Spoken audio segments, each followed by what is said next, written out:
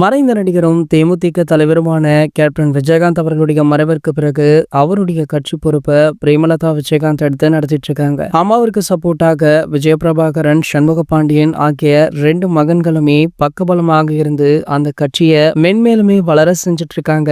சண்முக பாண்டியன் அவ்வப்போது சினிமா படங்களுமே நடிப்பதுண்டு. அண்மையில் இவருடைய நடிப்புல படைத்தலைவன் அப்படின்ற திரைப்படம் ரிலீஸாகி ஒரு மிகப்பெரிய வெற்றியா பதிவு பண்ணுச்சு. ஆகையால இவருக்கு அடுத்தடுத்த பட வாய்ப்புகளுமே குவிஞ்சிட்டு இருக்கு. ஆனால் விஜயபிரபாகரன் அவர்களோ முழு மூச்சாக கட்சி வேலைகள்ல மட்டுமே ஈடுபட்டு கொண்டும் இருக்காரு. தேமுதிகவுக்காக பிரச்சாரம் செய்வது அப்படி இப்படின்னு முழுமையாக கட்சி வேலைகளை மட்டுமே கவனித்துக் கொள்றாரு. சமீபத்துல கூட கேப்டன் பிரபாகரன் அப்படின்ற திரைப்படம் ரீரிலீஸ் செய்யப்பட்டது. இது கேப்டனுடைய பிறந்தநாளை முன்னிட்டு இந்த படம் ரீரிலீஸ் செய்யப்பட்டது.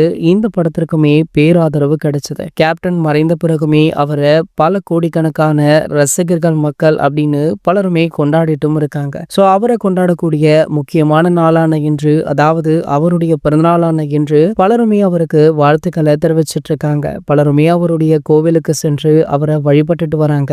அந்த வகையில பாத்தீங்கன்னா கேப்டன் விஜயகாந்த் அவர்களுடைய நெருங்கிய நண்பரான சூப்பர் ஸ்டார் ரஜினிகாந்த் அவர்கள் கேப்டனுடைய சமாதிக்கு சென்று அவரை வழிபட்டிருக்காராம். இந்த தகவல் தற்போது வெளியாகி சமூக வலைதளங்கள்ல வைரலுமே ஆகிட்டு இருக்கு. இது போன்ற செய்திகளை பற்றி நீங்க உடனே தெரிஞ்சுக்க நம்ம சேனலை மறக்காம சப்ஸ்கிரைப் பண்ணிக்கோங்க.